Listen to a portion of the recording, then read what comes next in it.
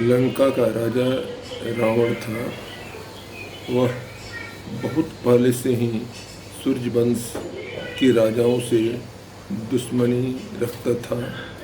राजा दिलीप जब थे तब वह गया वहाँ पर, संध्या बंदन कर रहे थे दिलीप, और उन्होंने एक दिशा में जल को फेंका और उसके बाद से पूजा में लग गए। जब पूजा समाप्त हुआ तो रावण पूछा कि आप जो उस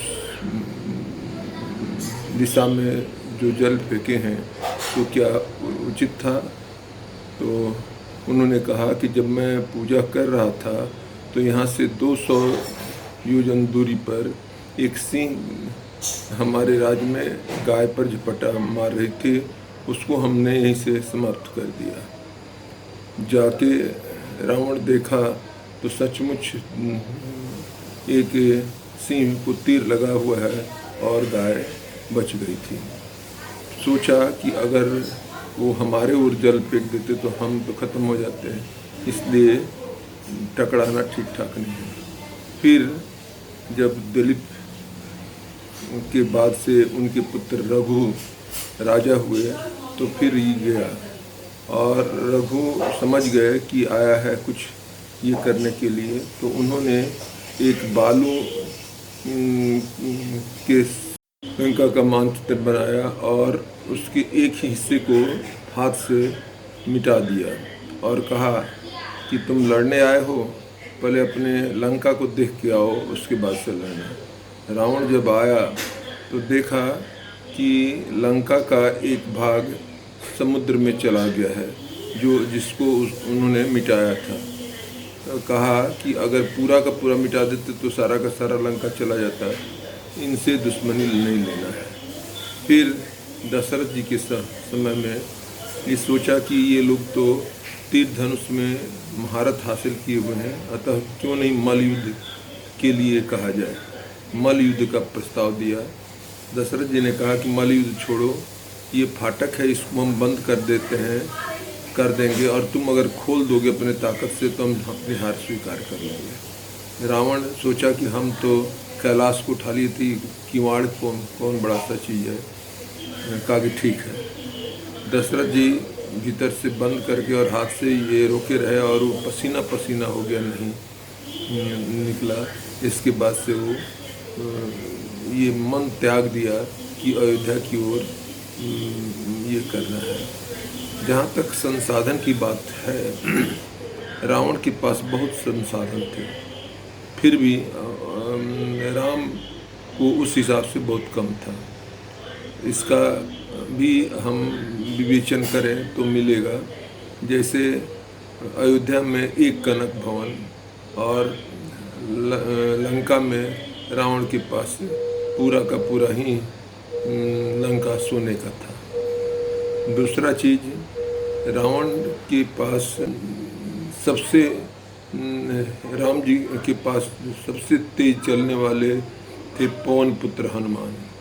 उसके पास रावण के पास था कालनेमी। जब हनुमान जी संजीवनी बूटी के लिए जा रहे थे, उसके बाद कालनेमी के पास रावण पहुंचा है और कहा कि तुम जाओ और उसको किसी तरह से रास्ता छेको ताकि वो सूर्योदय के पहले नहीं आ सके। कालनेमी बाद में चला है और उनसे पहले पहुंच के और नकली साधु बन गया है और हनुमान जी को थोड़ी देर के लिए रोक दिया है। तो गति में भी उसके पास ये था। जहाँ तक भक्ति का सवाल है, भक्ति में सबसे हनुमान जी को माना जाता है कि भगवान का स्नेह प्राप्त है। लेकिन हनुमान जी भी जब लंका में पहुँचे तो उनको सिर्फ एक ही काम मिला था, सीता का पता लगाना। लेकिन जब उनकी पूंछ में ये बांधा गया रुई कपड़ा और घी इत्यादि दिया गया तेल, तब वो समझे कि अरे हमको एक और काम करना है, लंका दहन भी करना है।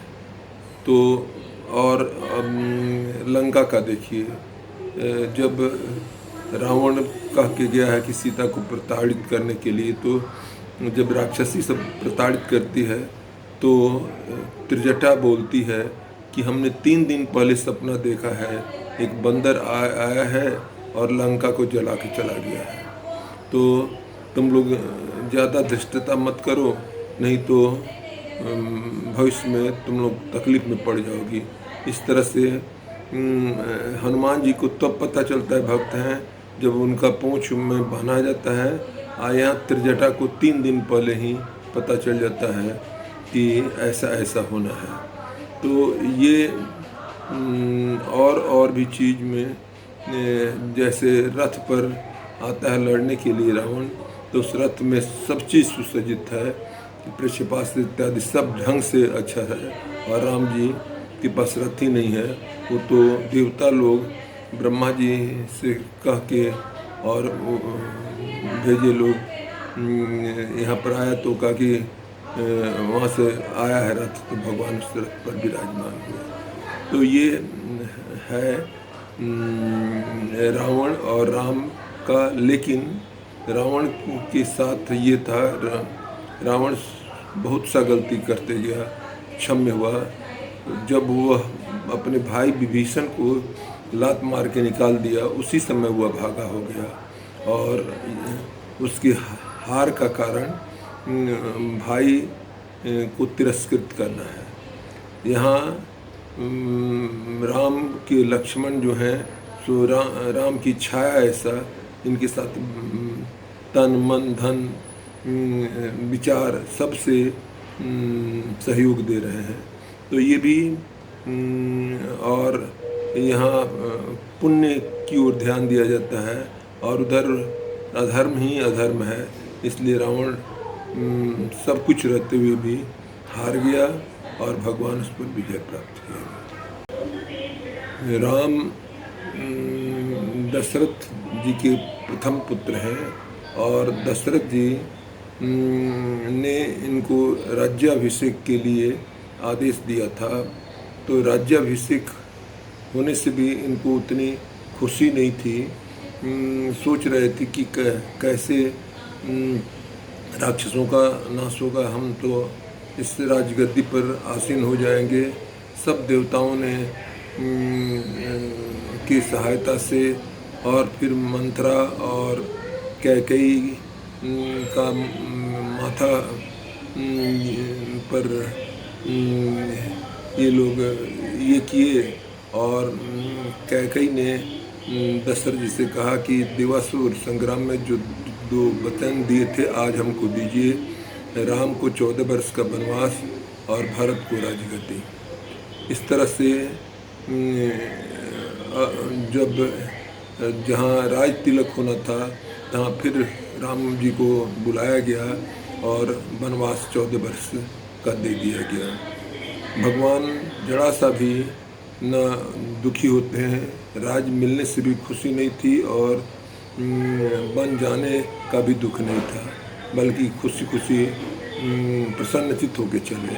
और लाख मना करने के बाद भी लखन उनका साथ नहीं छोड़े, और सीता माँ भी कही कि हम भी चलेंगे। ये लोग चल रहे हैं, कहाँ राज्य का वैभव और कहाँ जंगल का कठिनाई।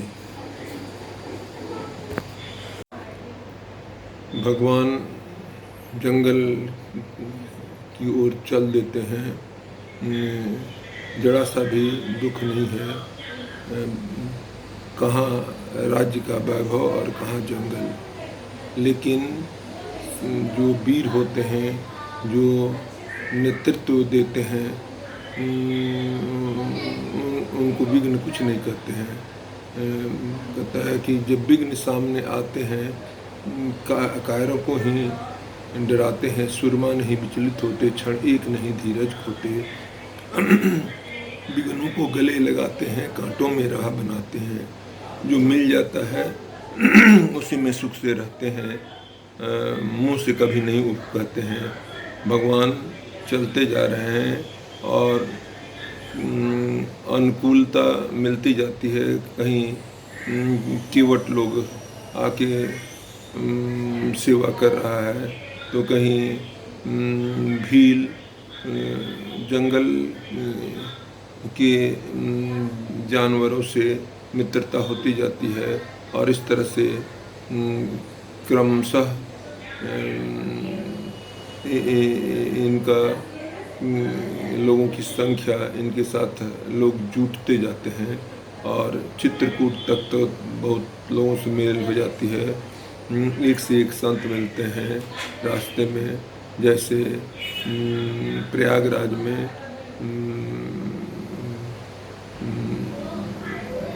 जागे वल्लभ जी और प्रयागराज में भरद्वाज जी मिले। उसके बाद से आगे चलने पर कुंभज ऋषि से भेंट होता है, मतंग ऋषि से भेंट होता है, अत्रि मुनि से, अनुसुईया से भेंट होता है। जंगल में सब से भेंट होता है और इस तरह से ये सब से मिलते हुए जाके चित्रकूट में अस्थायी रूप से निवास करने लगते हैं। वहाँ भील सब जो है सो बहुत आनंदित होता है। इनके वहाँ पर पहुँचने पर देवता लोग आते हैं, पुष्टि करके चले जाते हैं। उसकी वजह से और लोग आते हैं, लेकिन सब चले जाते हैं। लेकिन भील सब इनको देख के बहुत खुश होता है।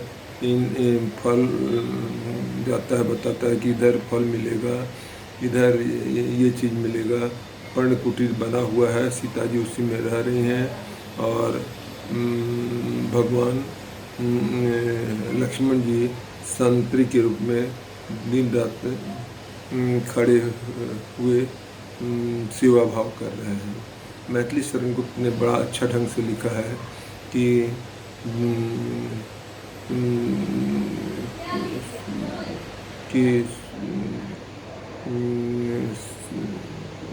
जाग रहा है कौन धनुर्धर जब भुवन बरसोता है, भोगी कुसुमायुध योगी साथ पना दृष्टिगत होता है।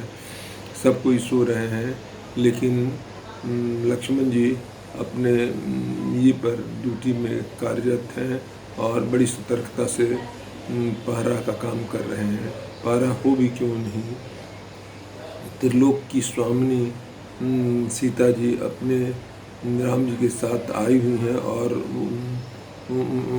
उनकी सुरक्षा का सवाल है। तो जंगल में भी सुरक्षा के रूप में, प्रहरी के रूप में लक्ष्मण जी जागरूक हैं। तो इस तरह से भगवान बढ़ते बढ़ते अंत में राम रावण युद्ध होता है, लेकिन जो तपते हैं वही निखरते हैं, जो लक्षागृह में जलते हैं वही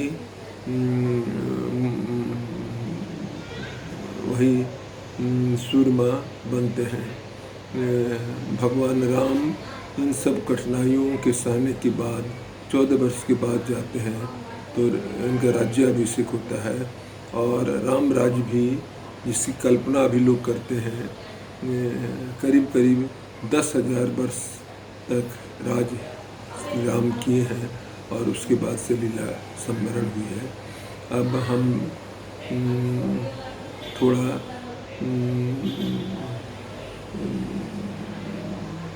व्याकरण पर चलेंगे और सुसंबंध में बताएंगे।